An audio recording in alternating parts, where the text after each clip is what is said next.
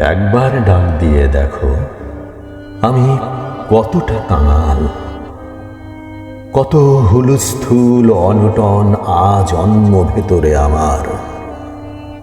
তুমি ডাক দিলে নষ্ট কষ্ট সব নিমেষেই ঝেড়ে মুছে শব্দের অধিক দ্রুত গতিতে পৌঁছব পরিণত প্রণয়ের উৎস মূল ছব।